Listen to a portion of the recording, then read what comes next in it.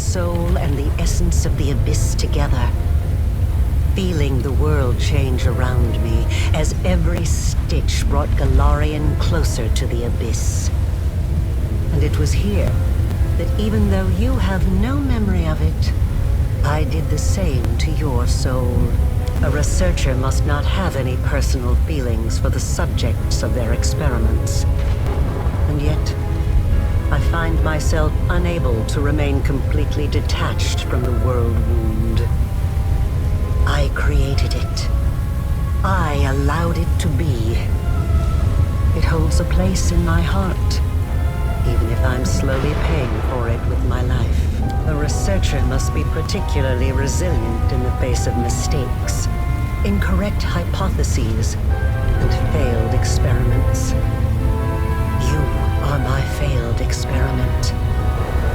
I think I'll feel some regret for ending your current life, but you can rest assured that such sentiments will not stop me. You're so adept at magic. Of course, I've been preparing for our meeting. And hopefully I've prepared well. Yes. And no. Even if I could have brought back my daughter, I wouldn't have stopped at that. I wouldn't have been satisfied. Not after what I'd gone through. Not after the things I'd learned. I wanted to become stronger, and I wished the same for my child. I didn't want to be afraid of anything. It wasn't the dogs of Threshold or even Sarkoris itself that threatened us. It was the laws of a world governed by death, weakness, and separation. That is why I needed the power of the Nihindrian crystals. I did not merely wish to stave off the agony of the wound. I wanted to tear my daughter from the grasp of everything that makes us weak and mortal. You have seen a goddess. You have been face to face with demon lords. Were you awed by their greatness? Do you enjoy living in a world where your entire life cycle has been predetermined? Where everything, from your birth to what will happen to your soul after you die, has been decided for you? Or do you find, now that you have experienced the mythic power coursing through your blood, that you prefer to live in a world that you can change? A world that offers you a chance to be anything you want. How strange. You are a kindred spirit. We are so alike. Perhaps the experiment wasn't such a failure in the end. But no. No. When I poured what was left of my daughter's soul into your soul, I was expecting it to bring her back. They say death and the judgment of Pharasma purges the soul of everything it once was in life. But this cannot be true. I have researched this subject meticulously and have collected enough evidence to prove that supernatural beings born from mortal souls can recall their past. Sometimes partially, sometimes fully. I watched you day and night waiting for it to happen. For your memory to awaken, or your instincts at least, for anything familiar, something I could immediately recognize. I tested you. I asked you questions and nothing. Nothing. If a hypothesis is proven wrong, it needs to be rejected. But the research process does not stop there. That is all I can tell you right now. It will kill me eventually. But I still have some time left. Years, or decades perhaps. But it doesn't matter. One of us will die today. The tearing of the soul, followed by a cruel and terrible death. But it will likely be quick. And it's finally time to end all this. Asking me to stop is like asking a river not to flow. Or a volcano not to erupt. Death is not the end. I've spent 100 years trying to prove it, and I will not stop now. This experiment was unsuccessful, But that just means I need to adjust the initial conditions and try again. I am still alive. I still have time. You, the current you, will have to die. But only to surrender the soul you share with my daughter. I will start over. This time I will do everything differently. I will work with even greater precision. I will turn the world upside down if I must. I promise. I never thought that I would be responsible for the creation of my most powerful enemy. I've been waiting for you to get distracted, so I can stab you in the back! How very perceptive. But you didn't think I would make it easy, did you? I won't let you win. You need me alive.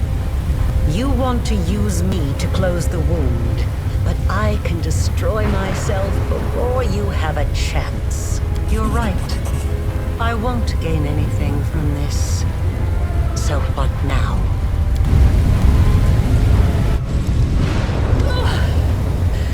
You are stronger than I could have anticipated. As your creator, I should be proud to be defeated by the one I have imbued with power. Is there any higher praise? But I'm tired. You won't hear me pleading. Let us finish this experiment here and now.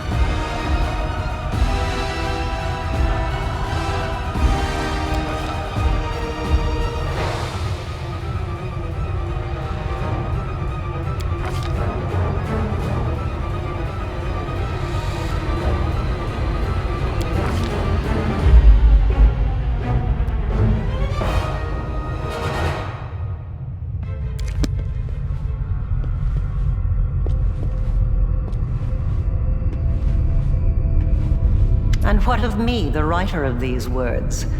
The half-demon witch known as the architect of the world wound. I was defeated and fell at the hand of the one I had tried to transform.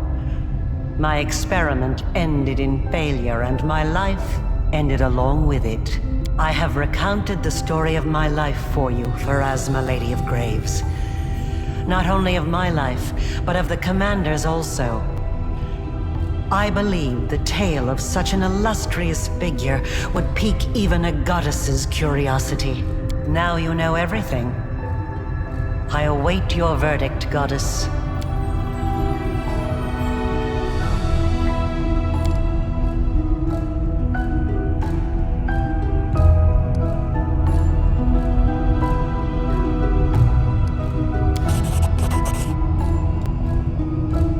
The laws of the universe have existed for millennia. They are incontrovertible, but even they allow the decider of fate some degree of influence over the verdict. You wrought great evil. You killed countless souls and put existence itself under threat. Your soul is dark and incapable of atonement. Even the Abyss would be a reward for you rather than... There is no place in the universe for one such as you. So be it. Now you, the mortal who has risen so high as to stand boldly in the presence of the goddess of fate, you have done the impossible, and you will be remembered as long as this universe exists. Go, live out the rest of your life. I look forward to tales of your future deeds.